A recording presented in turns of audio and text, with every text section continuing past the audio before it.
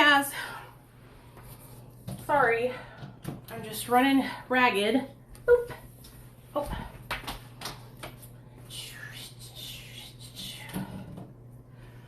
Okay, come on in, everybody. Come on in. Welcome to Real Talk Recovery, where we talk about recovery from addiction, and I share my life with you. My name is Nicole. I'm a person in recovery. My sobriety date is July 13th of 2015. Tonight we're going to have a special guest speaker on. Maggie's coming to tell a story. I got to get something to drink, and then I'll see you right over there.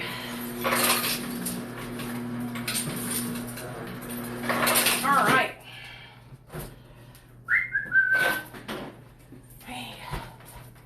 Hey everybody, I'll be right there. I gotta get something. Okay. All right. Okay. Stuck. Fucking.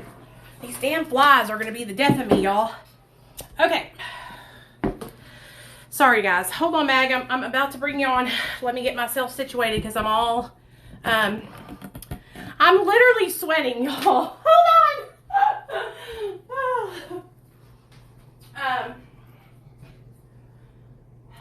So annoyed right now. Okay, here we go. These damn flies. Okay, here I come. Sorry about that. Sorry, girl. Hello. Hello. I was trying to figure out how to do. I plugged in. I was like, how to do it. Okay, what's up, girl? How are you? I'm doing good.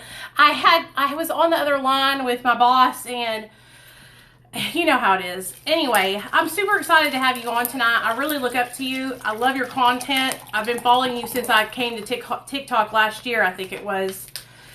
And every night at 7:30, I like to have somebody come on and share their experience, strength, and hope. And you are the next pick on the list.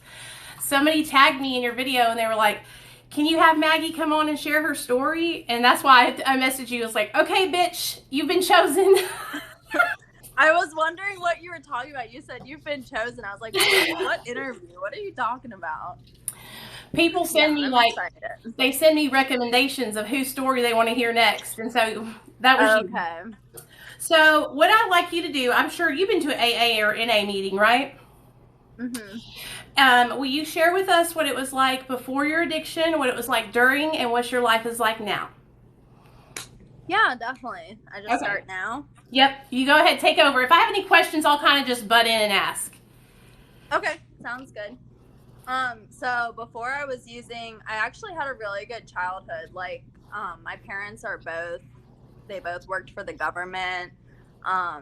They're both scientists. I had a good upbringing. Like nobody in my family was an addict, or I didn't suffer from trauma when I was a kid. I just had a normal childhood. And Me too. Me too. And so I think a lot of people think that addicts come from like really bad backgrounds, but that's just not the case for me. I'm the only one in my immediate family that turned out to have the disease of addiction. So, but yeah, what kind of led me to pick up for the first time, I was living in South Carolina and ended up moving up to Northern Virginia, and the school systems were so different. And my siblings and I were very competitive as far as our grades went. And so when I moved up to Northern Virginia, they kind of grasped the concepts of, the switch of schools, and I never did. So I immediately felt not good enough, and started actually acting out negatively because, they were getting praise and attention in a positive way. And I was like, I want attention in some way. So ended up, kind of going behind my parents' back and, not using at this point, but just like, sneaking out and going places I wasn't allowed to, hanging out with people I wouldn't have been allowed to. So were you just like having like awkward, like social anxiety from changing schools? Mm-hmm. Okay, I understand. Yeah, that as well. Yeah, the people I actually clicked with were the ones that were breaking the rules and like, not doing well in school because I wasn't doing well in school. So that was like the only connections I really made. So when I was doing something I wasn't supposed to do, I was at the mall. My mom said I couldn't go to the mall. I actually was attacked and wasn't able to tell anybody about it because I was somewhere that I wasn't supposed to be. So when that happened, you know, I kept it to myself. And I, you know, had seen my mom drink some beers occasionally, and I decided that I should try Wild Turkey whiskey because I was like, that's the same as a beer. Damn, girl. You know? Yeah, I didn't know. I was like 13. So, yeah, I drank and immediately blacked out. My mom found me passed out, throwing up on myself. And that was my first ever experience with, you know, not being able to stop once I started. And that was the first time I drank. So When you say attacked, did somebody like sexually assault you at the mall? yeah. Oh, Yeah. God. Oh, Yeah. hell no. Yeah, and I didn't tell anybody about it until my first rehab. Was when the first time I actually talked about it. So And I my bet you thought it family was knows your about fault because you were doing stuff you weren't supposed to be doing. I have Yeah. had situations like that happen too, and I blamed myself because I said if I wasn't getting high or I wasn't in this place, this wouldn't have happened, and I blamed it on myself. So I totally understand. Yeah. Yeah, so it just like kind of progressed from there. Like, you know, my mom didn't believe that was my first time drinking, and she just like labeled me as like this bad kid, and I just like fed into that and, you know, kept getting worse and worse, drinking more and more. And finally got arrested in high school and got court ordered to my first rehab in high school. So that was kind of my first introduction to like recovery, but it just wasn't my decision, so it didn't stick. It was something that was like forced upon me. Yeah. And actually through that experience was where I found my drug of choice, because I was going to, you know, 12-step meetings through the rehab and met somebody that was using my drug of choice, which is heroin. So yeah, and I started that at 17, so I started at a young age. And once I found that, my whole life just kind of turned upside down. You know, I failed out of school. I lost jobs. I was a terrible employee. I started selling my body to support my habit. And once I started doing that, you know, everything else was just kind of like, you know, of course I started stealing and stuff like that. But once I started selling my body, that was like the only thing that I did. How did you know when you took heroin for the first time? Did you know how to use it, or did somebody teach you how to do it? Is that what happened?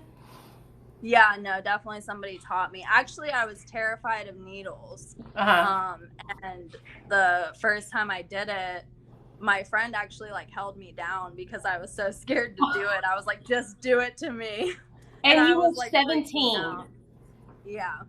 Wow. That's hardcore. Yeah. I was 17, but I started out on like, I was like smoking and drinking and doing cocaine. You know what I mean? Like, that's like a huge jump to go from wild turkey to shooting heroin. And there's no way you could have stayed in school doing that. Okay, I'm sorry. That's like so serious. Did people in your school not notice and like call your parents and say, we're worried about Maggie, she's doing this or that? Or did anybody like try to get a hold of them and let them know? Yeah, well, this was actually college. So this is when I attempted to go to college. So I graduated high school in rehab. So I got my diploma there. Okay. So it was in college. So it wasn't really like, you know, a tell the parents type of thing. It was more just like, you know, you failed your class, like you can't continue. So, yeah, no, my parents knew that I had a problem, but they never knew that that's what it was with. And, you know, there were periods of time that my mom believed I was clean and I wasn't. and like near the end, I'm not sure how she thought it was clean, but yeah, there was like a whole year and a half of me using that she just like thought it was clean the whole time when I was like 90 pounds soaking wet. So but I think it's just like our parents are in such denial, or they want to believe that we're not, you know. So but yeah, so I failed out of school, and that's when things kind of got a lot worse. I hadn't told my parents that I wasn't going to my classes and stuff like that. And they at the time were paying for my apartment. So got in a car accident, lost my car, and decided to move into the city, which the city being DC. Even though I had an apartment paid for, I like chose to like live in the city and not have somewhere to live. Because you could talk easier in the city.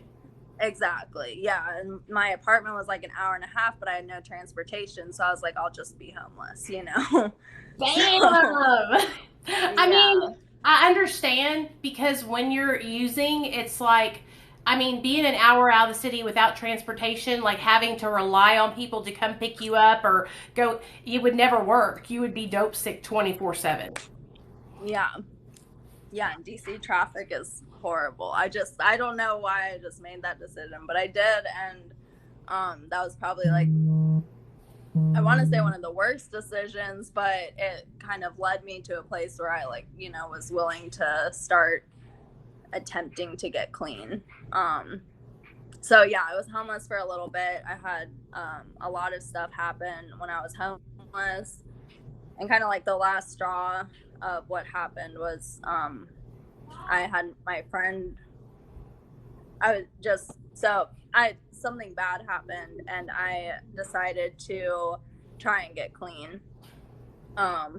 So I went on what I call my rehab run, where for a whole year it was like 20 rehabs I went to back to back to back. It was 1 year of like just in and out of rehabs. I was getting kicked out of rehabs. I was running away from rehabs, graduated some of them. It was just like constant relapsing, constant insanity. My parents were just like being put through the ringer. I was taking advantage of the fact that they would pay to keep sending me to rehab. Yeah. And yeah, at the end of that year, I just decided that I wasn't ready to get clean, and stayed out using for another 3 years. And during those 3 years, for a year and a half of that, my mom thought that I was clean. That's when she believed I was clean, and you know, she was kind of unfortunately enabling my addiction. But after the 3 years, must have been devastated that you were that was happening. I bet they were heartbroken. Yeah. Oh, yeah, they were very, very heartbroken. It was just like, you know, every time, so during those rehabs, every time I would see my mom again after periods of time, it was like more and more wrinkles, more and more stress. Like, you know, it was just wearing on her physically. I know it was wearing on her emotionally. And yeah, I mean, I just was didn't care about anybody except for like getting the next one, you know? Like I loved them, but I couldn't see what I was doing to them, you know? Right. I was just so clouded by needing to get the next one because I just wasn't okay with myself, you know?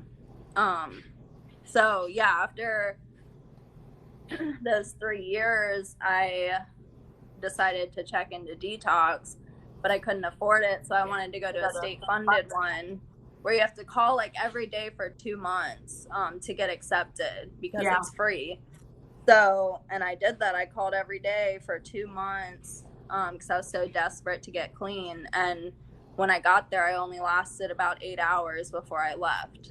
So it's like, yeah, I know. Yeah, literally. I was like, I have the desire, but like, I'm just not, you know, like once I quit, it's like, wait, no, I changed my mind, you know? So I stayed out for a little bit after that, but then when you don't finish a state-funded detox, they send you a bill. So that bill went to my mom, Oh. and she didn't know I was using. So that kind of like, you know, pushed her into sending me to another rehab. Sorry. That was my What was phone. that? There it goes again. So the next rehab I went to was where I live now. And I lasted there for about 6 months, and then relapsed again over, you know, I don't even remember what.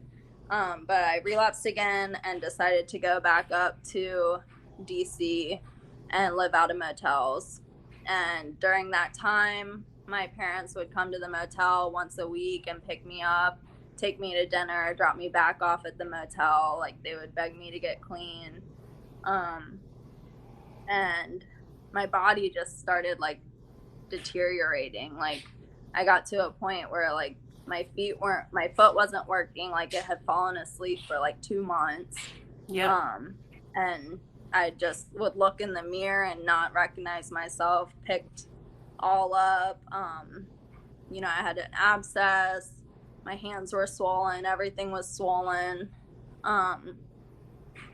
And it got to the point near the end where I wasn't really even able to make money anymore because my body was just, you know, so broken down and beat up.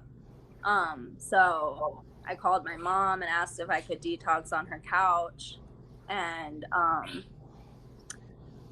I was on her couch and took her car in the middle of the night. And I had thrown everything out at the motel. So I took her car back to the motel to look in the dumpster for the stuff I had thrown out. So I literally crawled into the motel dumpster to look for it. And went back to the house, dropped the car off. My mom was on a conference call. She came like running down the road on the conference call with her job, like yelling for me to stop. And, you know, I just kept going. And then I stayed out for about another week, and I was attacked really bad. And I stopped completely being able to make money. And at this point I had already started saving up for detox. So like I would spend what I needed to stay well, but I wasn't getting high anymore. And the rest of it I would just save for detox. Yeah, I was attacked, and then I couldn't make money at all. So I started spending the my detox money. Yeah. I started spending it on, you know, staying well. And then I was like, I'm either going to spend all my detox money or I'm going to go to detox. So I called my mom and I said, I've saved money. I'm ready to detox. I need help. And yeah, I checked into detox, and that was the last time that I've used, knock on wood, and that was May 5th, 2016. So That's awesome. yeah. That's a long time to be sober. How does your mom, do you and your mom have a good relationship now? How are your parents now that you got sober? Amazing. Yeah, we have an amazing relationship. So it was rocky at first, obviously, because, you know, I've broken their trust so many times. It was like relapse after relapse after relapse. And every time I would be like, this is it, this is it. And it's like those words don't mean anything to them anymore when, you know, you just keep doing it. Yeah. So it was a while before they, you know, even trusted anything that came out of my mouth. But about 2 years ago, maybe 1 year ago, they gave me a key to their house for a Christmas present, and I started crying. And I'm actually about to go move back up to Nova to live with them. So that's awesome. And I mean, I never thought that they would let me live with them again. I'm going to school up there, so they're like letting me live there rent free while I'm in school full time. And I'm just like, I mean, it's like a full turnaround. Like, my mom calls me for like emotional support now and stuff like that. It's just, we have an amazing relationship. Yeah.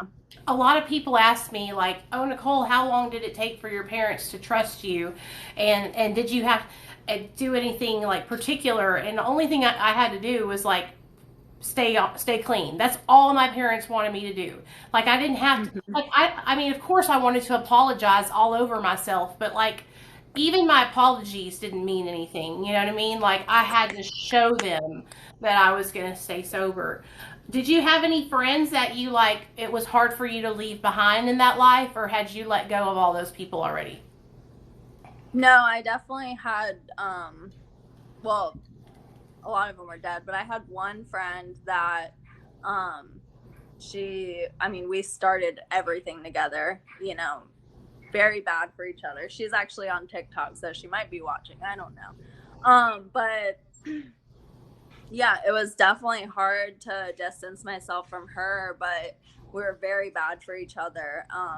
And now she's got, oh my gosh, I'm gonna mess it up. She's got somewhere between 6 and 9 months, so That's I'm awesome. very proud of her. And she's still up in Nova, so I'm hoping we can go to meetings together and stuff. But yeah, besides that, I really was using mostly by myself. And anyone that I was using with, unfortunately, has, passed.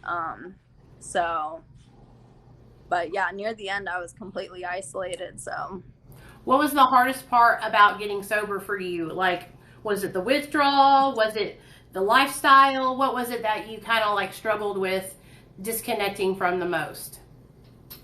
um, probably the hardest part was just the fact that I was going to have to, like, you know, feel the emotions Yeah. that I hadn't been feeling for so long, and like, all the guilt that I had and shame and stuff like that, I would have to face it.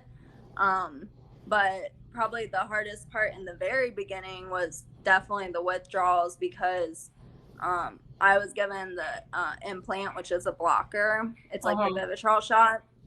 I was given it too soon. So I went into precipitated withdrawals. And that was like, I mean, I was a mess. I was like begging people to cut it out of me. I was like, oh my gosh, I And they can't do can't this do anything. anymore. They have to just leave it in there. Well, they probably could have taken it out, but they weren't going to. But I'm grateful for it now. But at the time, oh my gosh. Yeah, I mean, that was hard to get past for sure. Damn. Just like on the Yeah. Four Good Days movie. They did that to her on that movie too. They gave it to her too early. Yeah. That's Yeah. crazy. Yeah, I Um, know. And I saw that movie too.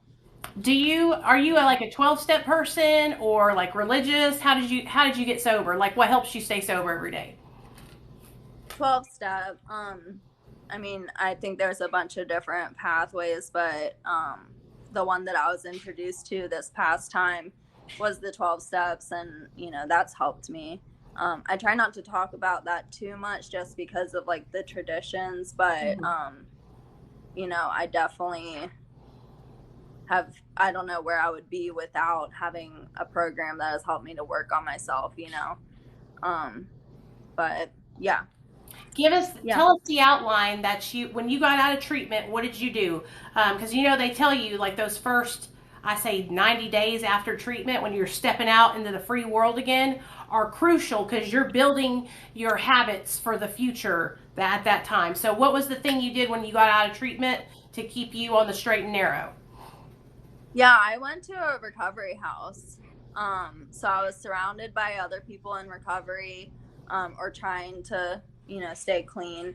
And then I was promoted to house manager, which was like the first time anyone has trusted me with like that much responsibility. Yeah. So I think that like really made it for me. Having someone that believed in me enough to like make me a house manager in charge of other girls in their recovery, I was like, okay, you sure? Um, like when I had 30 days clean, I was still committing felonies, but okay, I'll do it. That's awesome. Um, I know what you mean. It gives you confidence and self worth because yeah, you've been feeling like shit for so long and being so down on yourself, and then that's what we need to do when we get sober is esteemable acts like things that help build our self-esteem. And so like getting a job and going to meetings and having responsibilities at the sober house, that like helps you with your self-confidence, you know? Yeah, I did yeah, the for same sure. thing. I did the same thing like twice. I went to sober livings, but this last time when I got sober, I had my son, and so he had gotten taken away from me, and so it was a little bit different of a situation. But I would still recommend to anybody to go into sober living, so that way you have like that period to transition back into your Mhm. regular living, like without sober living. You know what I mean? No, for sure. Yeah, and to be surrounded by people all the time because like, now I live with one roommate. But up until I had 3 years clean, I was living with a lot of people. Even after the recovery house, I moved into I guess they call it a step up house or something. All of us had over a year clean. We were just like living together, and I was just always surrounded by people. So now I don't think living by myself early in recovery would be a good thing because I was, just nobody would know how I was feeling because I was very bad at picking up the phone and telling people how I felt. I didn't even know how I felt. I just knew I felt crazy. Yeah.